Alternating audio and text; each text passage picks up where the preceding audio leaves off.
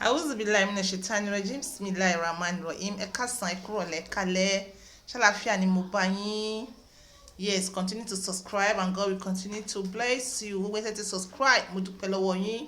May God continue to help you. Mo dúpẹ́ gan ni. Ṣàlàáfíà ni ẹ wà ṣá. Yes. Mi fẹ́ pẹ́ but eléyìí ó máa gùn díẹ̀ because mo ní láti ṣe kíni. Mo fẹ́ fi kíni ṣe something. Ó dẹ̀ mọ̀ pé bẹ́ẹ̀ ṣe ń wo picture níwájú yẹn. Ẹ ti mọ̀ pé on point kí ló tún fẹ́ fi eléyìí ṣe, nǹkan tó fẹ́ fi ṣe ẹ mọ̀, baálé ilé.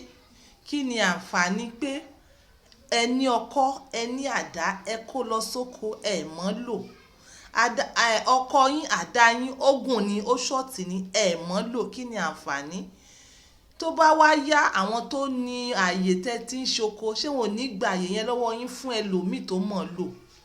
Òun ló dífá fún pé kí ni àǹfààní ìwọ tí Ọlọ́run fún ní nǹkan ọmọkùnrin, okó tó fún ní nǹkan ọmọkùnrin gúngùn tó mọ̀ lò.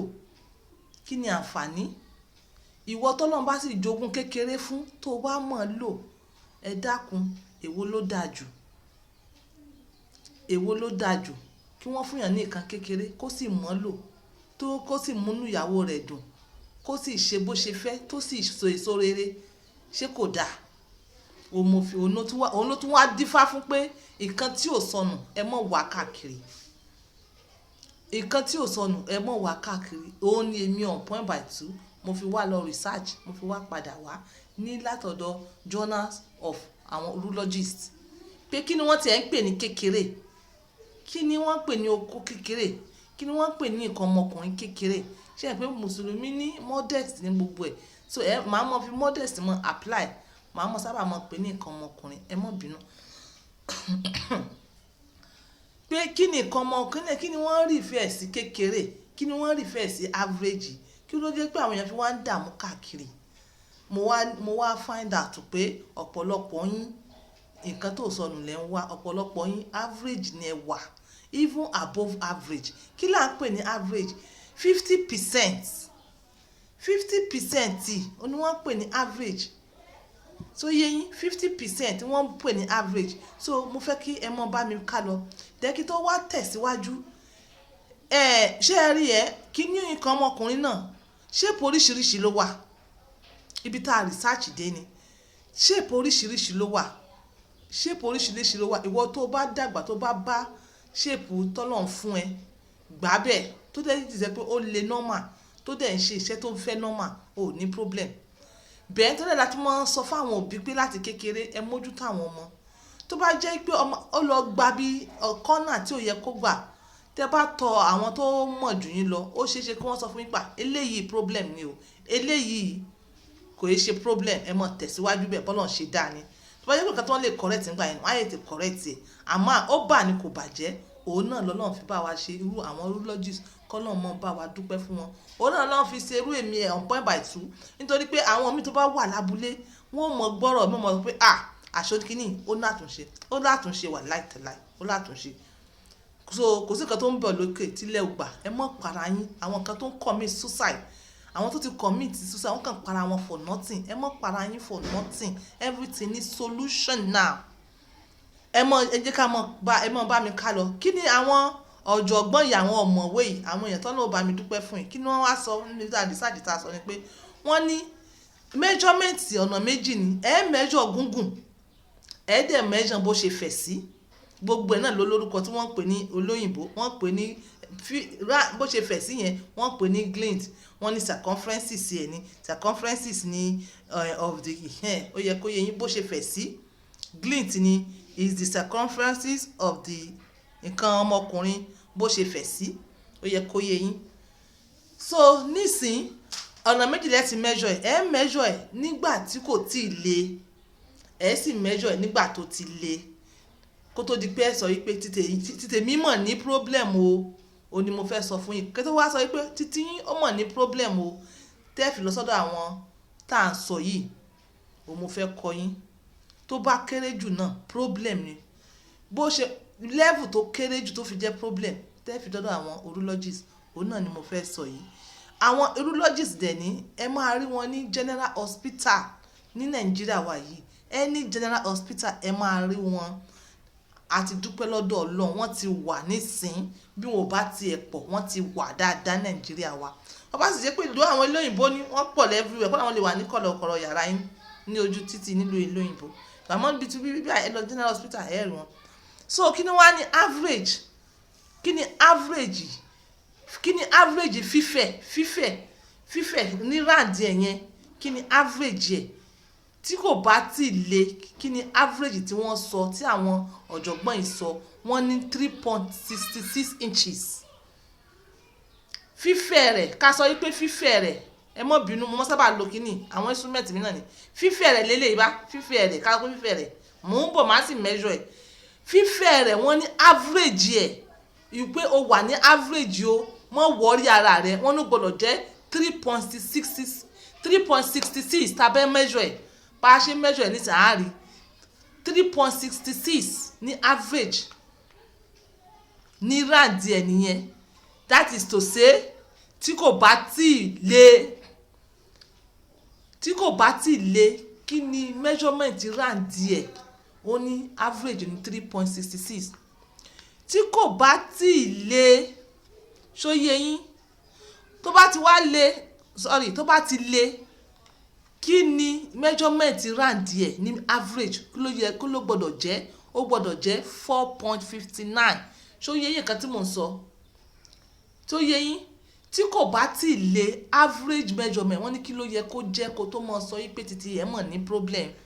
Tí kò bá tí le ní rand ẹ̀ wọ́n ló yẹ kó jẹ́ 3.66. Tó bá ti wá le average kó tó mọ̀ kígbe ká wọ́n ló gbọ́dọ̀ jẹ́ 4.59. Tó bá ti wá less than that o lè wá lọ sọ́dọ̀ wọn maybe but máa sọ worst scenario fún yín. Tó bá wá gùn torí kò ṣe rand nìkan lè máa measure ní gúngùn rẹ̀ ká lọ pé straight gúngùn rẹ̀ tí kò bá tí le wọ́n ní average tí ò bá tí le ó gbọ́dọ̀ jẹ́ 3.61. Tí ò bá tí le 3.61 yẹn ó máa wà ní something like this. Tí ò bá tí le ní gúngùn ẹ̀ ó gbọ́dọ̀ jẹ́ 3.61. Tó bá ti wá le ní average tó bá ti wá le tí kó tó di pé mọ̀ kígbe ká o averagely tó bá ti le ó gbọ́dọ̀ jẹ́ 5.16 kẹ́ tó mọ̀ kígbe ó gbọ́dọ̀ wà ní size bíbí average ọkùnrin ó ti lé pa báyìí ló gbọ́dọ̀ jẹ́ wo ẹ dákun torí ẹ̀yin èèyàn fi ṣẹ̀bílì láì ẹlẹ́kùn báyìí ò tó. So ti rand tí mò ń sọ yẹn averagely ti fífẹ̀ rẹ̀ wọ́n ní tó bá ti le ẹ jẹ́ ká ṣe tèyí tó bá ti le torí tó bá ti le from tip to tip ni tó bá ti le wọ́n sọ wípé 5 ó gbọ́dọ̀ jẹ́ báyìí 4.59 ẹ dákun ẹ̀yin èèyàn tí nǹkan bá fẹ̀ tó báyìí ṣé kò tó ó ní ṣé kò tó tí nǹkan bá fẹ̀ báyìí. I hope I'm getting it right. It's okay. 4.59. Okay, it's like this. Tí nǹkan bá fẹ̀ tó báyìí normal báyìí ní average most average sef is like this. Average ó ní tí ẹ̀ ń get ẹ̀ tí mo lè fi báyìí rò kọ́ tèmi.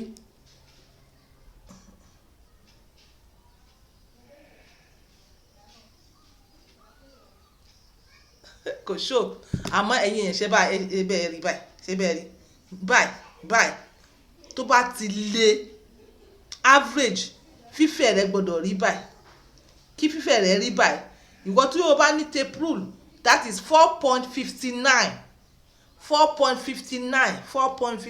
ó ní average kẹ́ tó mọ̀ sáká pé ó mọ̀ kéré báwo ló ṣe jẹ́ gúngùn rẹ̀ sì gbọ́dọ̀ jẹ́ 5.16 by 5.16 ẹ wo bí rand yẹn bó ṣe ṣó rand yẹn ní fífẹ̀ pẹ̀lú gúngùn yìí ẹ dákun ìwọ ọmọkùnrin tó bá mọ̀ lò ṣé wàhálà nìyẹn kò kí ń ṣe wàhálà ní títóbi.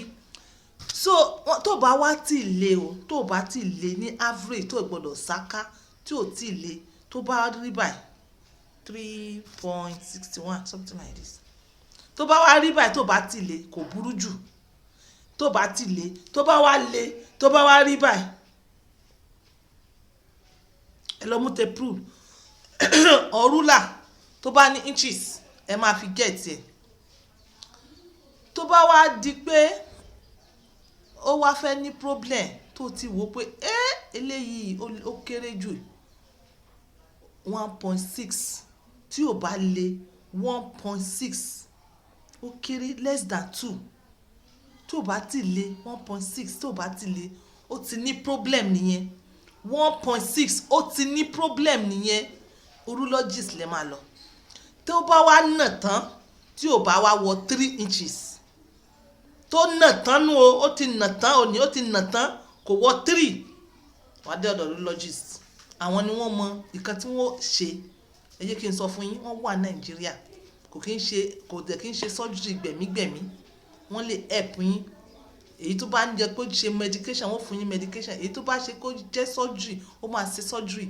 àmọ́ ìwọ tó bá find ara ẹ ní position tó kéré jù ọ̀rẹ́ mi surgery ló dáa fún ẹ. ṣó ń gbọ́ surgery òun ló dáa fún ẹ. so nísìnyí ẹ bá wà yàrá kọ̀rọ̀ yín ẹ̀yin tẹ̀ mọ́ bí wọ́n ṣe measure rẹ̀ kò lè torchlight lélẹ̀ torchlight tá a fi ń wú náà tá a bá ti níná Nàìjíríà o ní láti ibi beginning tape rule yìí báyìí ṣóyè yín láti ibi tip ẹ̀ débi irun abẹ́ yín o lè measure straight. nígbà tó le ẹ measure rẹ̀, nígbà tí ò tí le ẹ measure rẹ̀. tí ò bá tí le báwo lẹ ṣe fẹ́ measure rẹ̀ ẹ fọwọ́ gbé báyìí ẹ fi gbé lẹ́wà fi ẹ fọwọ́ gbé báyìí ẹ fọwọ́ sí báyìí ẹ wà fi tape rule ẹ fi measure wá sísàlẹ̀ débi irun ẹ fi mọ measurement ẹ. ẹ bá fẹ́ measure round ẹ ẹ fẹ́ mọ bó ṣe fẹ̀ sí torí gbogbo ẹ náà ni wọ́n sọ fún yín. ẹ bá fẹ́ mọ bó ṣe fẹ̀ sí ibi bíi tíìpù yìí náà lẹ ti máa bẹ̀rẹ̀ end to end. ibi tó bá ti bẹ̀rẹ̀ lẹ ti máa parí ẹ̀. ibi tó fẹ̀ jù lára nǹkan ọmọkùnrin yín ibi tó fẹ̀ jù ẹ jẹ́ kí n measure ilé ìgbà tó le ẹ measure ìgbà tí kò le ẹ measure ẹ ṣe ẹ lélẹ̀ báyìí eléyìí 6 inches ní eléyìí àmọ́ torchlight ni. so títí yín ìgbà tó le ẹ measure rẹ̀ ìgbà tí ò le ẹ measure rẹ̀. àmọ́ most of the time tí ò bá ti le ó mọ fúnyàn ní different sizes. tí ò bá ti le tó bá measure ẹ̀ nísìn ó lè fún ẹ ní size mi. tó bá di lọ́la tí ò bá ti le tó bá measure ẹ̀ ó lè fún ẹ ní size mi. àmọ́ mostly tó bá ti le ó mọ sábà mọ fún yín ní the same size. so yẹ yín tó bá ti le nísìn tó bá ti le tó bá measure ẹ̀ lẹ́ni ó lè fún ẹ ní the same size. tó bá tún measure ẹ̀ lọ́la tó bá le ó tún máa fún ẹ ní the same size. èyí tó mọ sábà varies ó ní ìgbà tó bá wà ní flaccid level tí ò le tó ní. so mo ti sọ time tẹ bá máa wà tẹ́lẹ̀ wà worried ìwọ tó bá wò mí sọ gbọ́ fídíò yìí tó lọ measurement yẹn torí pé títí ẹ yóò ṣe o lè lọ visit urologist. but nevertheless ìwọ tó bá tún desire more tó fi pé kíní yìí ó rí o like bó ṣe ṣe compared to your others bóyá àwọn tẹ́yọjọ jẹ́ the same brothers ní àwọn tẹ́yọjọ the same blood o lè lọ sọ́dọ̀ wọn. àwọn ni wọ́n sọ fún ẹ pé kò necessary wọ́n tẹ̀ sọ ni. so kí wọ́n ti according to journals of urologists yìí kí wọ́n tó lè consider ẹ fún anything surgery kó increase kínní wọ́n gbọ́dọ̀ rí i pé o wà ní below 1.6 nígbà tó bá wà ní flaccid stage. tó bá dẹ̀nà tó wà less than 3 àìjẹ́bẹ̀ wọn ò lè consider. so ìwọ tó bá wà ní yàrá rẹ̀ tó yẹ kó ti measure ti tó ti wọ 4 ó ti wọ 5 tó bá lọ wọn ò ní help ẹ. so yẹ bẹ́ẹ̀ tó bá wá ní any other problem bóyá bí shape ẹ ṣe rí o like ẹ so yẹ o like ẹ o dẹ̀ ti wá lo oògùn kò lọ síbẹ̀. then even tẹ bá dé láti ọ̀dọ̀ àwọn urologist after operation after surgery after gbogbo necessity wọn ẹ sì need enhancement. so tẹ bá wá dé o enhancement yẹn ẹ wá kàn sáwà point by 2 àwọn bá ṣe bá ṣe sọ fún bá ṣe help yín tó yẹ yín. A ti sọ fún yín pé kò sí nǹkan tó ń bọ̀ ní òkè tílẹ̀ ò gbà. Ìwọ kọ́kọ́ lọ wo bí wàá ṣe lò ná. Sizes kan kò matter. Do you understand me? Sizes kankan ò matter. Mo fi pé understand the point yìí dáadáa, and I hope I'm not leaving anything behind. I hope I'm not leaving anything behind. Tó bá jẹ́ pé o find ara yẹn pé bóyá ó shrink ni, ó shrink tó ti lo àgbo tí ò lọ, tó ti lo àgbo tí ò lọ visit àwọn urologist, kò sí nǹkan tí wọ́n ń ṣe, you understand. Mo dúpẹ́ pé èmi gangan dúpẹ́ pé I'm on YouTube tí mo ń tà láti sọ ọ̀rọ̀ àwọn urologist fún yín. So thank you very much, thank you. Tó bá tún ní nǹkan mi tá bá tún rántí, á tún gbé wá fún yín. Bye.